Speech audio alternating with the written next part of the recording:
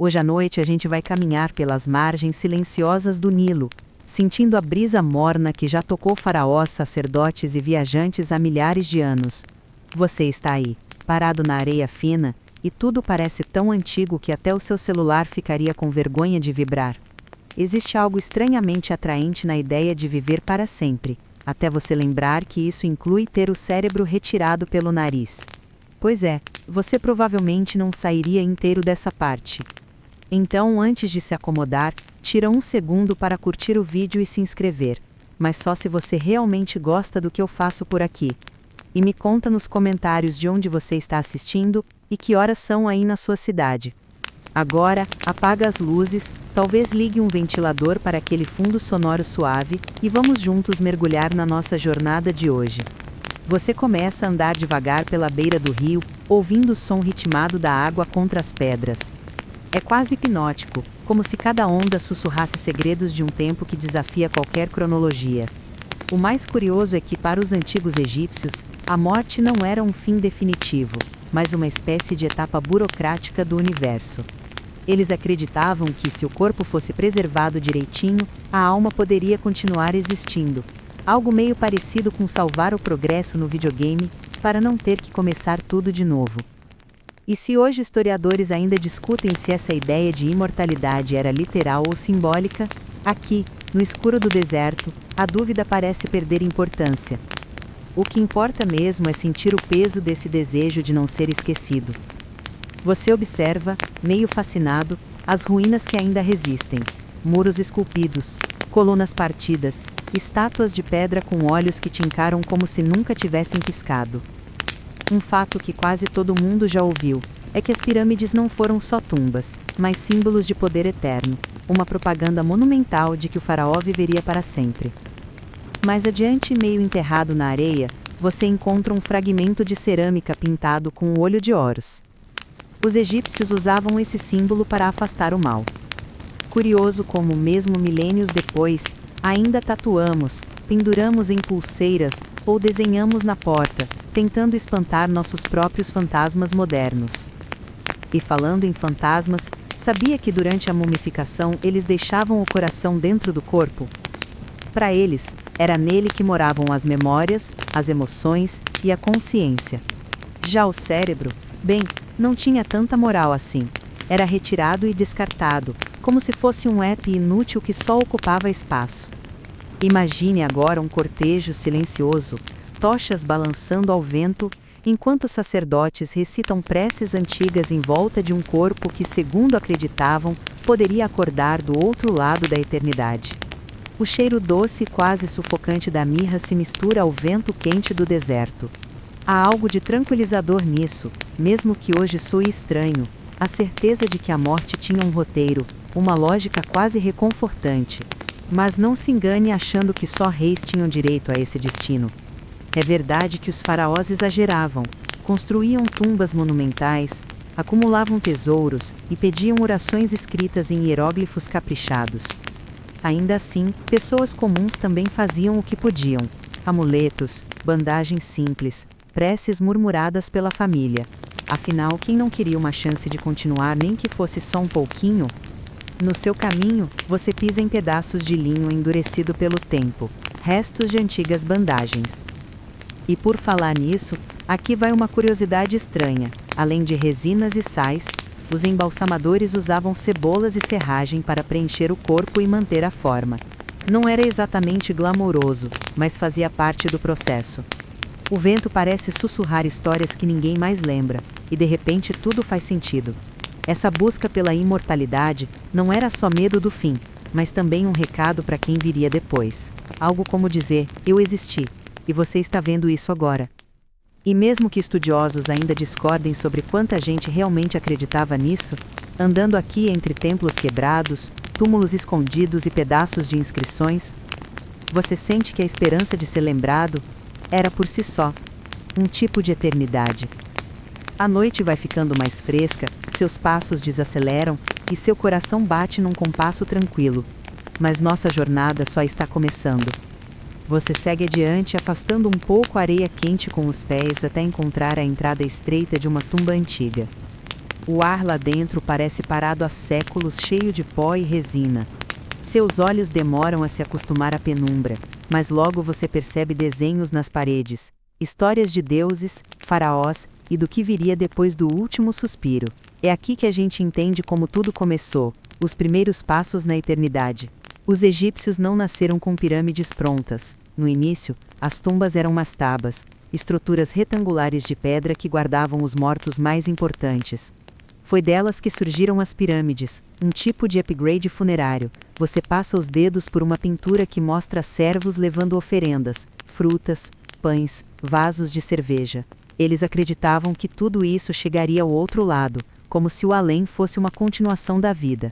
Até gente comum deixava objetos pessoais para ter conforto depois da morte. Caminhando, você lembra que as pirâmides mais antigas, como as de Gizé, têm cerca de 4.500 anos. São tão antigas que Cleópatra viveu mais perto do nosso tempo do que da construção delas. É um intervalo difícil de compreender. Se hoje vemos essas tumbas como construções frias, para eles eram moradas da eternidade, quase um segundo útero, feito para dar vida ao morto no reino de Osíris. Até a posição do corpo era importante, deitado de lado, voltado para o leste, onde nascia o sol. No corredor estreito, você passa por inscrições sobre rituais funerários. Alguns eram assustadores, outros poéticos. Preces protegiam o morto de cobras demoníacas, escorpiões e crocodilos fantasmas. Parece coisa de videogame antigo, mas fazia sentido. Se a vida tinha perigos, o além também teria. Historiadores ainda discutem se esses rituais eram seguidos ao pé da letra ou serviam para impressionar vizinhos e garantir status, como postar fotos de viagem. Um pouco de devoção, um pouco de marketing.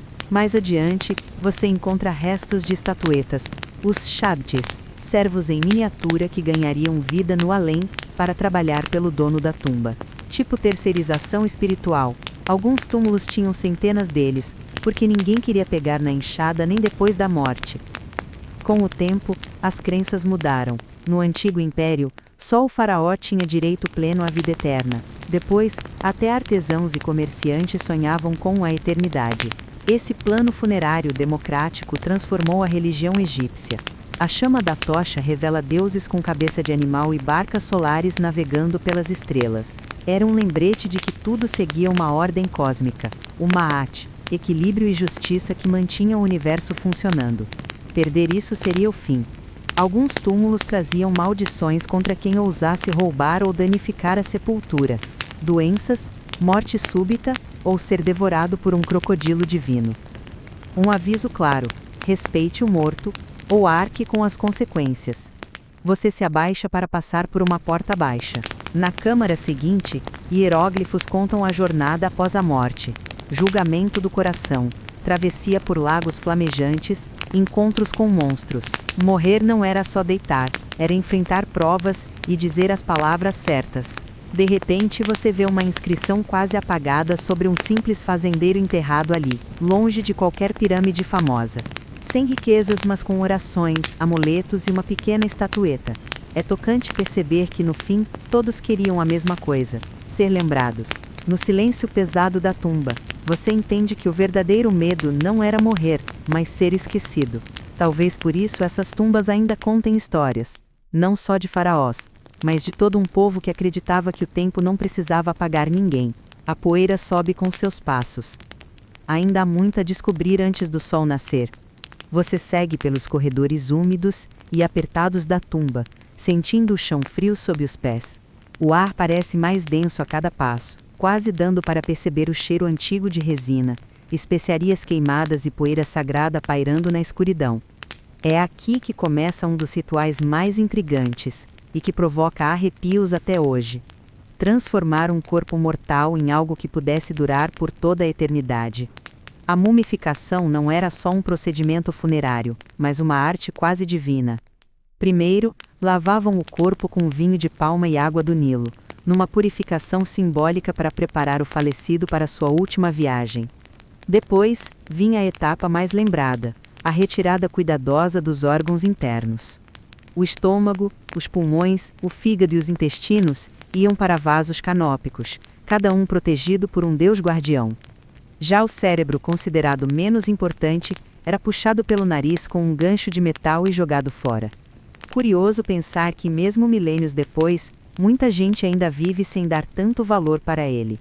O corpo, agora vazio, era coberto com natrão, um sal mineral que absorvia toda a umidade, impedindo a decomposição. Esse processo podia durar semanas, enquanto os sacerdotes queimavam incenso e murmuravam orações para afastar forças malignas. Era um trabalho lento e custoso. Garantir uma boa aparência para toda a eternidade não era barato. Para manter o formato humano, eles enchiam o corpo com linho dobrado, serragem ou até cebolas. Sim, cebolas. Não pelo cheiro, que provavelmente não era agradável, mas para que o falecido não ficasse com uma aparência murcha. Enquanto você observa as paredes cobertas de hieróglifos, vale lembrar que não havia um manual universal. Cada região, época ou família podia ter métodos diferentes. A técnica dependia muito da fé e do bolso. Havia versões simples para os mais pobres e rituais luxuosos para quem podia pagar. Você passa por imagens de sacerdotes com máscaras de chacal, representando Anubis, deus guardião dos mortos. Ele não só supervisionava o embalsamamento, como protegia o corpo e as bandagens com palavras sagradas e sinais mágicos. Cada detalhe tinha valor espiritual. Depois da secagem, o corpo recebia camadas de resina perfumada, que ajudavam a proteger contra insetos e fungos. Por isso, até hoje, algumas múmias chegaram quase intactas, com pele, cabelos e até tatuagens visíveis. Perto dali, você vê uma pequena caixa de madeira, decorada com óleos de Horus. Dentro dela, pedaços de resina endurecida ainda exalam um aroma doce e levemente amargo. É fascinante pensar que há milhares de anos, alguém se preocupou até com o perfume que acompanharia o morto. Outro ponto essencial era o sarcófago. Os mais ricos tinham vários caixões encaixados, pintados com feitiços e ilustrações do Livro dos Mortos. Um guia para ajudar a alma a enfrentar monstros e perigos na travessia para o além. Era quase um manual para não se perder na eternidade. Entre as bandagens, escondiam amuletos protetores, escaravelhos, pequenas imagens de deuses, olhos mágicos. Tudo pensado para proteger a alma de males invisíveis. Existia também o chefe das ataduras, responsável por pronunciar encantamentos enquanto enrolava o corpo. Eles acreditavam que essas palavras tinham poder real, selando a alma ao corpo e garantindo sua jornada segura. Nem todos podiam pagar por tudo isso. Algumas famílias faziam versões mais simples, secavam o corpo ao sol, envolviam-no em esteiras e colocavam alguns amuletos baratos. Mesmo sem riquezas, todos queriam ser lembrados e continuar existindo. Tente imaginar o calor da oficina, o cheiro forte das resinas fervendo em potes de barro, sacerdotes andando de um lado para o outro, recitando orações quase como um canto hipnótico. Para nós parece estranho. Para eles, fazia sentido. A vida era breve, mas a eternidade precisava ser bem cuidada. E se hoje parece bizarro guardar órgãos em vasos, para os egípcios era algo essencial. Cada parte do corpo tinha que acompanhar o dono na grande viagem, como itens indispensáveis numa mala de mão. A chama da tocha balança, sombras dançam nas paredes pintadas, e você entende que mesmo com tanto sal, resina e tecido, o objetivo era simples: proteger quem partiu, para que continuasse existindo de algum modo. O silêncio volta ao corredor. Seu olhar se perde nas marcas deixadas por mãos que viveram há milênios. Há algo quase reconfortante em saber que, no fundo, todos só queriam não ser esquecidos. Você respira fundo, sentindo no ar um perfume antigo que parece nunca ter ido embora. E segue em frente. Ainda há segredos esperando nas próximas câmaras. Você avança para outra câmara mais ampla, onde o teto é pintado com estrelas douradas e as paredes contam histórias em aromas. É quase como se o cheiro fosse o verdadeiro guardião da eternidade. Entre potes de alabastro e tigelas de cerâmica, revela-se o perfume do além. De perto, você observa frascos que guardavam essências: mirra, incenso, cedro, óleo de lótus azul. Não era só para disfarçar odores da mumificação. Os egípcios acreditavam que essas substâncias tinham poderes sagrados. O cheiro era a ponte entre vivos e mortos, um convite para deuses visitarem o corpo embalsamado. É curioso lembrar que até hoje, mirra e incenso são usados em cerimônias. Esses ingredientes valiam quase tanto quanto ouro. Comerciantes cruzavam desertos e mares, ligando o Egito a terras como Somália e Índia. Você toca uma inscrição que lista receitas de perfumes secretos, passadas de sacerdote para sacerdote. Alguns historiadores acham que eram reais, outros, lendas criadas para valorizar o ofício. Perto dali, um pote quebrado exala resquício adocicado. Você respira devagar e sente algo entre mel, terra úmida e fumaça.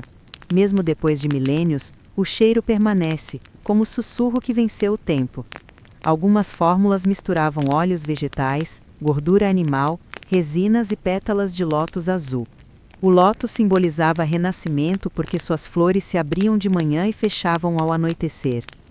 Curiosamente, certas fragrâncias funerárias também eram usadas pelos vivos em festas religiosas, lembrando que vida e morte estavam entrelaçadas. Imagine usar em vida o mesmo óleo que ungiria seu corpo sem vida. Estranho? Sem dúvida. Mas para eles, profundamente espiritual. Na penumbra, você vê um sacerdote com máscara de chacal aplicando óleo perfumado no corpo mumificado. Ele repete frases como cânticos, dando força ao perfume. Sem esse ritual, acreditava-se que o morto chegaria mudo ao tribunal de Osíris, sem voz para se defender. O cheiro era mais que cosmético, era mensagem aos deuses. Aqui está alguém puro, digno de renascer. Também mantinha identidade. Se a alma não reconhecesse o corpo pelo aroma, poderia se perder para sempre. Algumas famílias ricas criavam assinaturas olfativas exclusivas, combinações únicas, quase como brasões. Você encontra pequenos cones de cera perfumada que os vivos usavam na cabeça durante banquetes. Ao derreter, liberavam fragrâncias suaves, envolvendo todos num nevoeiro perfumado. Era uma forma de aproximar o mundo divino. Havia também a função prática, afastar insetos, inimigos da preservação. Nada romântico, mas eficaz. No fundo da sala, inscrições pedem que teu cheiro seja agradável como o de milhões de deuses. Exagerado? Talvez. Mas fazia sentido numa cultura que via o perfume como sinal de pureza e santidade. E se hoje parece exótico ungir cadáveres com óleo, imagine a luz de tochas tremeluzindo, sacerdotes sussurrando e resinas queimando até formar uma névoa quase mágica. É fácil entender porque isso fascinava e intimidava quem assistia. Você respira fundo e percebe que mesmo hoje, a memória mais forte costuma vir do olfato. Um cheiro traz de volta lembranças, nomes, rostos. Para os egípcios, garantir esse perfume eterno era garantir que o morto não seria esquecido. Historiadores ainda debatem se tais cerimônias eram só para os ricos ou se, em menor escala, todos tinham algo parecido. Mas entre frascos quebrados fica claro, o cheiro fazia parte do preparo para a eternidade. O aroma parece se intensificar por um instante e você fecha os olhos. Quase vê sacerdotes em círculos, sombras nas paredes, fumaça subindo ao teto pintado de estrelas. A noite continua, junto com nossa caminhada pelos segredos do corpo e da alma. Você continua andando, e logo o chão se torna irregular, coberto por fragmentos de linho antigo. As bandagens, outrora claras, agora têm tons escuros de terra e tempo. É nesse momento que você percebe, mais do que simples tecidos, aquelas faixas guardavam histórias que atravessaram milênios. Tecer múmias era também tecer lendas. O processo de enrolar o corpo não era só técnico, mas profundamente simbólico. Cada faixa de linho recebia orações e fórmulas mágicas. Os sacerdotes acreditavam que, ao envolver o corpo, selavam a alma contra forças do caos. Era quase criar uma armadura de palavras e fé. Um fato conhecido: podiam ser usados centenas de metros de linho numa única múmia. Dependendo da importância do morto, o número de camadas aumentava, assim como as horas do ritual. Você se agacha e observa um fragmento de bandagem com inscrições quase apagadas. Alguns nomes, títulos e talvez bênçãos para proteger o falecido.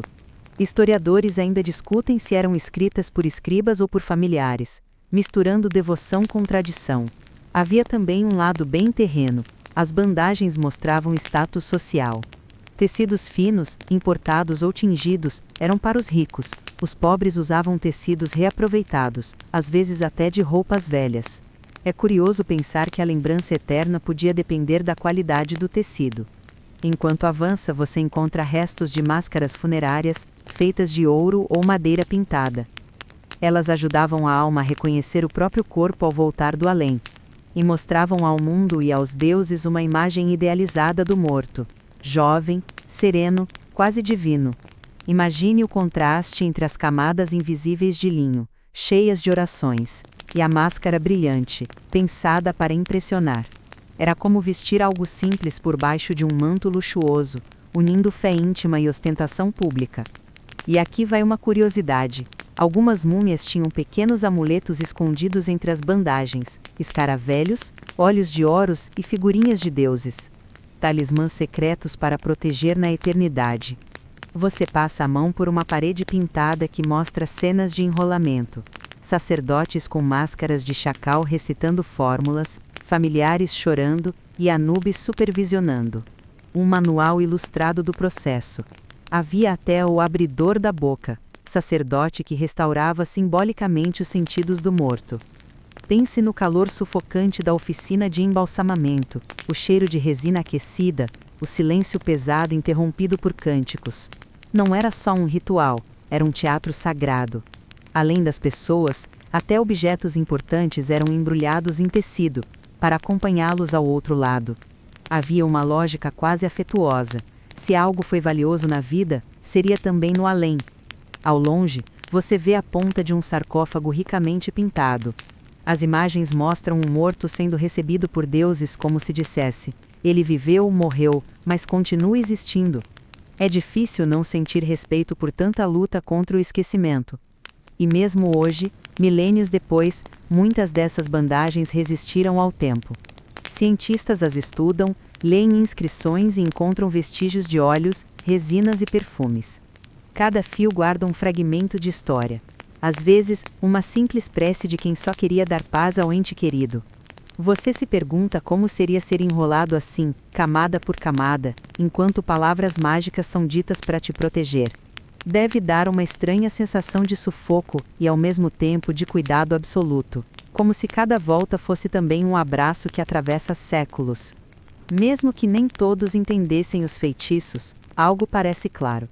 Quem passava por isso, queria garantir que, ao acordar no outro mundo, ainda seria ele mesmo, lembrado pelo nome, protegido pela fé e reconhecido pelos deuses. A poeira dança no ar enquanto você se afasta, ouvindo, ou talvez apenas imaginando, sussurros de vozes antigas que um dia foram segredo. E mesmo que as lendas mudem, a busca por ser lembrado continua viva. Você respira fundo, sente o cheiro leve de resina no ar. A noite continua, e nosso caminho ainda reserva mistérios. Você caminha mais alguns metros, passando por colunas gastas até chegar a uma antecâmara com inscrições quase intactas. Gravadas nas pedras, estão histórias que falam não só do corpo, mas do que realmente importava aos egípcios. O coração, a alma e o julgamento final. Você se aproxima de uma parede que mostra a famosa balança de Osíris, onde o coração era pesado contra a pena de Maat, símbolo de justiça. Se fosse mais leve, a alma viveria eternamente. Se mais pesado, era devorada por Amit, monstro com cabeça de crocodilo e corpo de leão. Meio estranho? Talvez. Mas pense como o primeiro teste final da história. Para eles, o coração era centro da memória e da consciência, por isso ficava dentro do corpo. Já o cérebro, retiravam sem cerimônia. Detalhe técnico, mas que revela como viam a si mesmos. Você toca uma inscrição sobre o livro dos mortos, um conjunto de feitiços e instruções para o além. Quase um manual espiritual. Não roube, não minta, além de frases para convencer deuses a deixar passar. Mesmo no outro mundo, a burocracia não dava trégua. Curioso, havia um feitiço para lembrar o próprio nome ao ser perguntado. Sem nome, a alma não existia. Era ser esquecido por todos. Medo tão profundo que virou parte do ritual. Historiadores debatem se todos acreditavam nesse julgamento individual ou se era privilégio dos mais ricos. Mas tantos túmulos têm orações que parece ter sido uma crença mais ampla. Você observa outra pintura, Anubis conduzindo um morto pela mão, quase como um amigo fiel. Um detalhe tocante: ninguém atravessava sozinho. Mais adiante, deuses assistem ao julgamento. Entre eles, Tote, escriba com cabeça de íbis, registrando tudo. Mesmo no além, era preciso ter provas. Se pensarmos bem, hoje não somos tão diferentes. Contratos, senhas, registros. Para os egípcios, morrer não era sumir, mas passar por um tribunal divino. Havia esperança. Quem vivesse de acordo com a justiça teria paz. Se o coração fosse pesado, restava virar alimento de Amit. Você pensa no coração não só como órgão, mas como diário interno.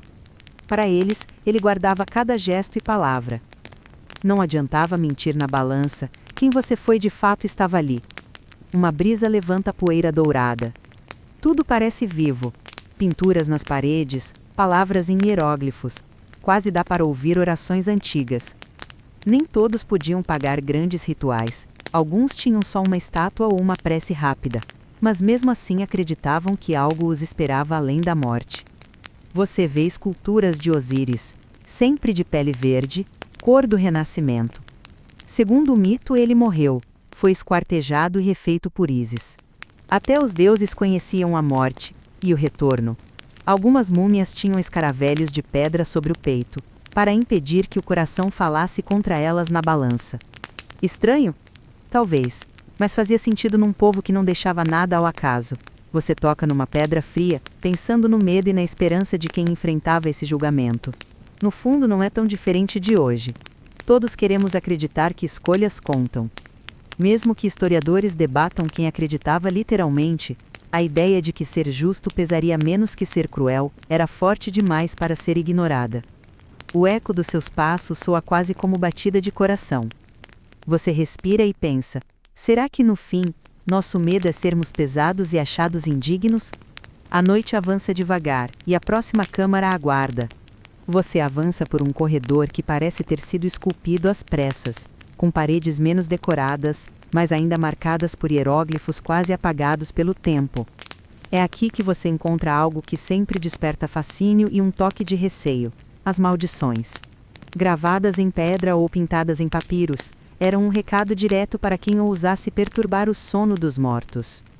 Você para diante de uma inscrição lascada, onde ainda se lê algo como: que o crocodilo devore quem violar este túmulo, que o escorpião pique sua carne, que sua alma jamais encontre descanso. Nada sutil, não é? E ao mesmo tempo, incrivelmente eficaz para quem pensasse em roubar ou profanar. Um fato bem conhecido é que, apesar das ameaças, as tumbas egípcias foram saqueadas em massa ao longo dos séculos.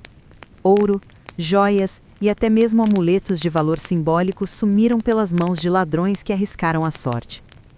Alguns provavelmente acreditavam estar acima das maldições, outros talvez tremessem a cada passo. E aqui vai uma curiosidade excêntrica: nem toda maldição era escrita para proteger tesouros fabulosos. Algumas tumbas humildes também traziam inscrições ameaçando doenças, insônia eterna, ou até que o coração não bata no dia do julgamento. Não era preciso ter um sarcófago de ouro para temer ser esquecido ou punido. Historiadores ainda discutem se essas maldições eram levadas a sério ou se funcionavam mais como aviso social, um tipo de alarme místico que todos respeitavam. Mas, no silêncio pesado dessas câmaras, você sente que até a superstição mais improvável ganha força. Você se abaixa e encontra um pedaço quebrado de cerâmica com hieróglifos tremidos, quase como se o escriba tivesse escrito rápido, talvez até com medo. É estranho pensar que quem escrevia a maldição também era parte de um mundo que temia os deuses. As tumbas, afinal, não eram apenas cofres de pedra, eram portais para a eternidade. E quem ousasse quebrar esse elo, acreditavam, podia trazer desequilíbrio não só para o morto, mas para todo o cosmos. Você lembra das histórias modernas sobre a maldição do faraó, que teria perseguido os descobridores do túmulo de Tutankhamun no século XX? Gente que morreu em circunstâncias estranhas, acidentes inexplicáveis e infecções fulminantes. Coincidências? Muitos dizem que sim. Mas o mito continua forte, quase tão vivo quanto as lendas antigas. É curioso como até hoje nós gostamos de contar essas histórias. Algo na ideia de que há segredos que não deveriam ser violados ressoa fundo na gente. Quase como admitir que, mesmo com toda a tecnologia, ainda sentimos respeito ou medo pelo que não entendemos. Você toca numa parede coberta de pó e imagina quem a gravou. Era alguém que acreditava que as palavras tinham peso real, que frases gravadas poderiam atravessar milênios e atingir quem as lesse depois. Um tipo de poder que nem a pedra consegue apagar totalmente. Mais à frente você encontra imagens de protetores sobrenaturais, cobras gigantes, deuses com adagas e monstros híbridos. Não eram só figuras artísticas, serviam como guardiões simbólicos, prontos para atacar invasores do mundo dos mortos. E claro, não era só medo que cercava os túmulos. Havia também orgulho. Para os egípcios, uma tumba bem guardada era sinal de respeito ao morto e à ordem do universo. Saquear uma tumba era, ao mesmo tempo, um ato de desespero e de desafio aos deuses. Você pensa em como o valor das coisas muda com o tempo. Aquilo que começou como objeto sagrado vira, séculos depois, artefato de coleção ou peça de museu. Para os antigos, porém, nada ali era só coisa velha. Cada objeto tinha uma função mágica, cada feitiço era um elo essencial. No chão, você vê pedaços de faiança azul brilhante, fragmentos de amuletos que um dia protegeram alguém. Mesmo partidos, ainda guardam algo quase magnético, como se ainda carregassem uma faísca de poder. E se historiadores ainda discordam sobre quantos realmente temiam essas maldições, uma coisa é certa: a ideia de que a morte não deveria ser perturbada atravessou o tempo. Hoje, turistas baixam o tom de voz em frente a uma múmia, quase sem perceber. O respeito permanece. Você respira devagar, deixando o ar quente e poeirento entrar nos pulmões. Mesmo sem monstros à vista, sente a presença silenciosa de séculos de crença. As paredes, gastas e rachadas, parecem sussurrar: não esqueça, respeite. A noite lá fora continua escura, mas aqui dentro, a história parece mais viva do que nunca.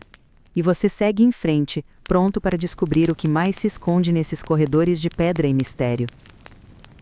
Você passa por um corredor estreito e encontra uma sala onde as paredes ainda exibem tons de azul, ocre e dourado. Ali, não há apenas deuses e monstros, há algo quase doméstico. É o retrato daquilo que cercava os mortos. Tesouros, objetos pessoais e lembranças, reunidos com carinho e superstição. Você caminha devagar observando potes decorados, pentes de marfim, estatuetas de servos e animais. Muitos parecem banais, mas tinham função. Acreditava-se que seriam úteis na vida eterna. Como quem faz a mala para uma viagem longa, só que sem data de volta. Nas tumbas reais, achavam-se verdadeiros tesouros, joias, armas, carruagens desmontadas, leques de penas raras. Era riqueza demais para simples ostentação, era garantir que o faraó continuasse rei depois da morte. Curioso, até comida e bebida a acompanhavam o morto. Pães secos, carne salgada, jarros de vinho e cerveja, um banquete eterno. Arqueólogos já encontraram até restos de mel ainda preservado. Você se detém diante de um jogo de senete, feito de madeira e pedras coloridas. Os egípcios acreditavam que o morto poderia jogar com deuses ou espíritos, passando tempo até o julgamento. Um passatempo para a eternidade.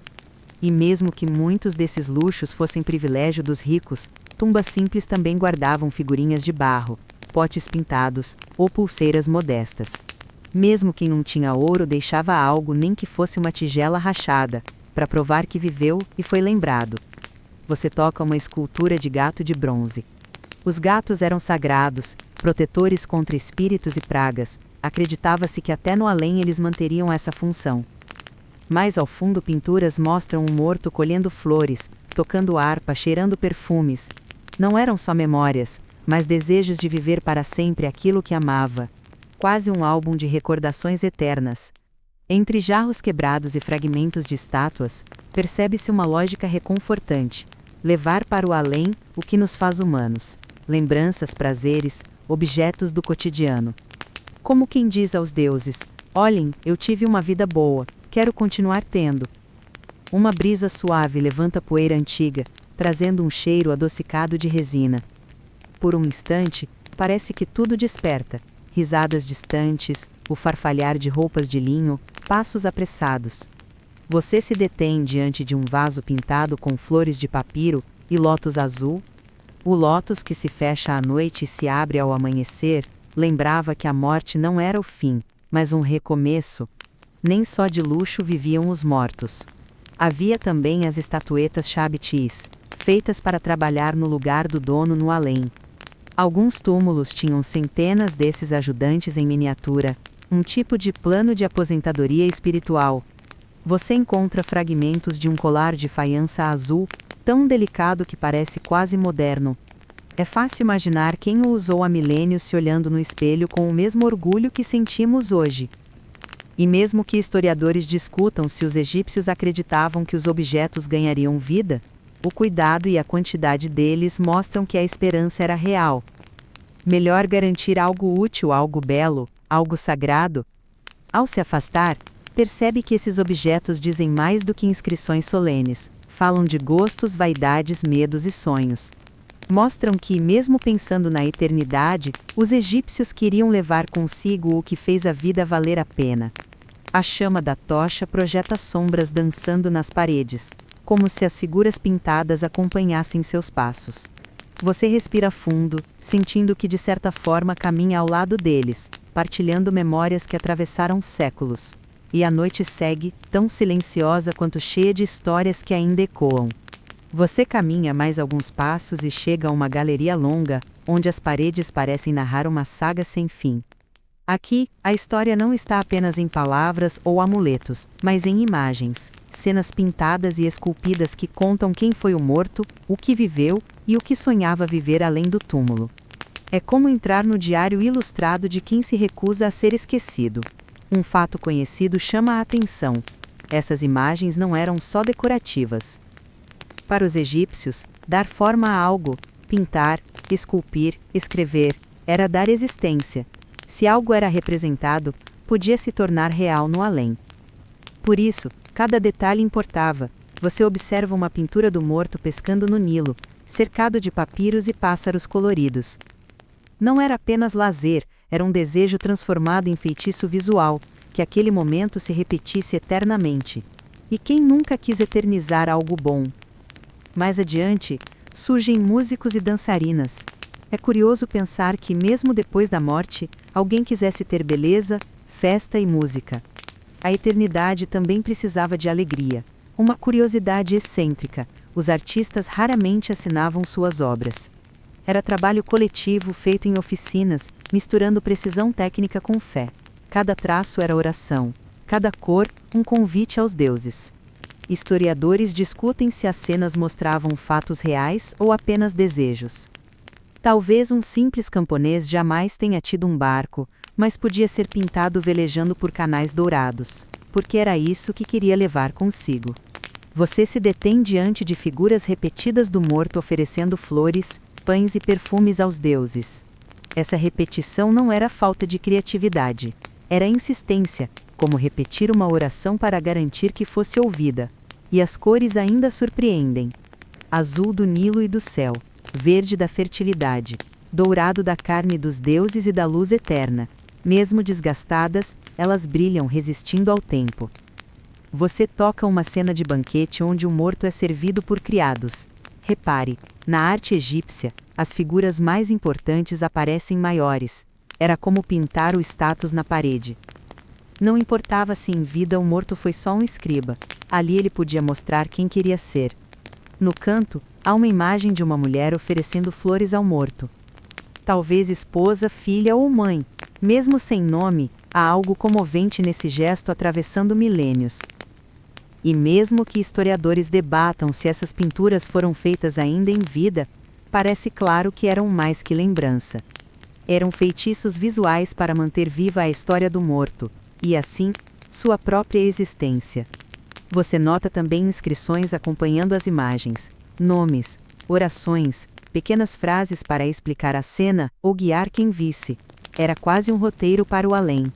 Aqui, no silêncio da galeria, percebe-se algo universal.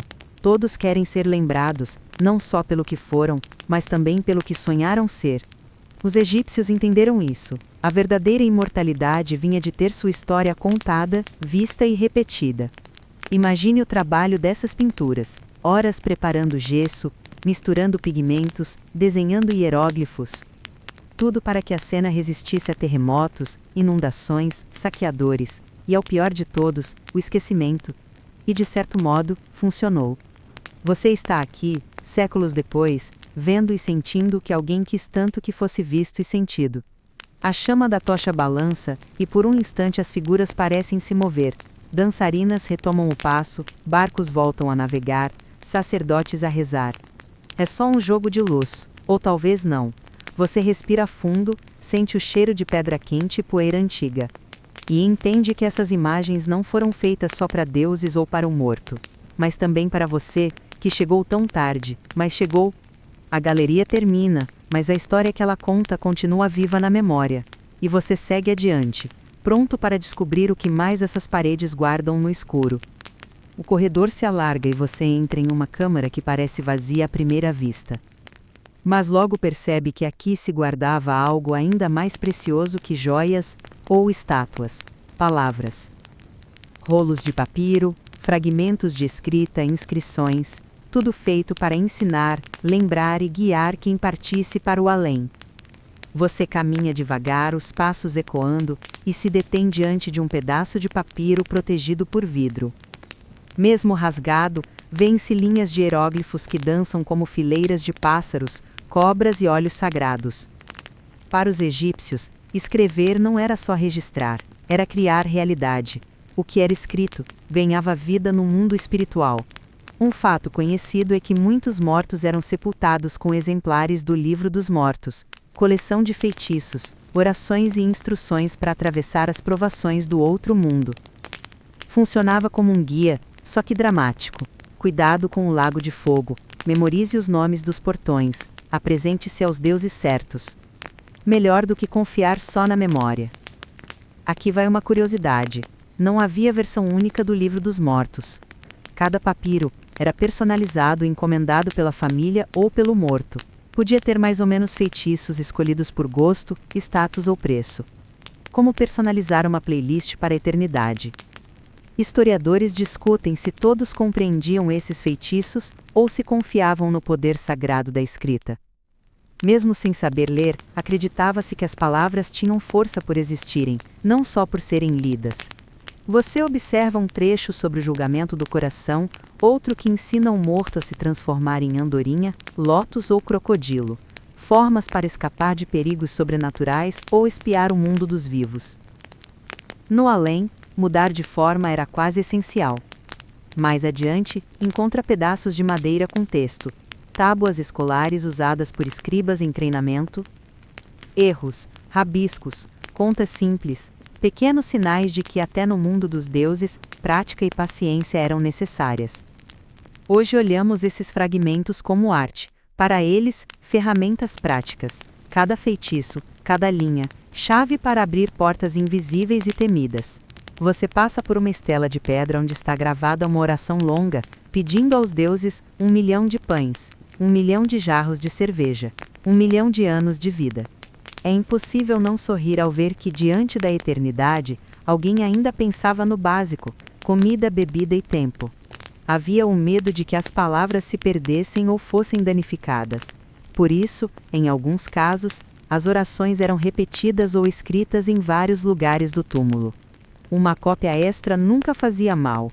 A chama da tocha projeta sombras nos hieróglifos, que parecem se mover suavemente. Quase como se as palavras sussurrassem segredos antigos, histórias de medo, esperança e saudade, como as nossas. Você toca uma parede onde as inscrições estão quase apagadas. Ainda assim, algo resiste. Nomes. Para os egípcios, o nome era parte essencial da alma. Se esquecido ou destruído, a pessoa desapareceria, por isso gravavam nomes em pedra, papiro e objetos. Outra curiosidade: alguns mortos faziam figuras segurando seus nomes em cartuchos, como dizendo: "Ei, lembrem-se de mim". Historiadores debatem se os textos eram lidos em voz alta ou apenas colocados como proteção silenciosa. Mas o cuidado mostra que as palavras tinham poder que ia além de contar histórias. Ao se afastar, percebe algo. Mesmo quem não sabia ler entendia o sentido desse cuidado. Era prova material de que o morto foi amado, lembrado e ajudado a chegar bem ao outro lado. Você respira fundo, sentindo o cheiro suave do papiro ressecado misturado ao pó da pedra antiga. No fundo, esses rolos e inscrições não foram feitos só para deuses. Foram feitos para quem um dia viesse ler e lembrar. E aqui está você, séculos depois, lendo aquilo que alguém escreveu com esperança. Uma conversa que atravessa milênios. Silenciosa, mas viva. A noite segue, e você continua levando essas palavras consigo, pronto para descobrir o que mais o passado tem a revelar.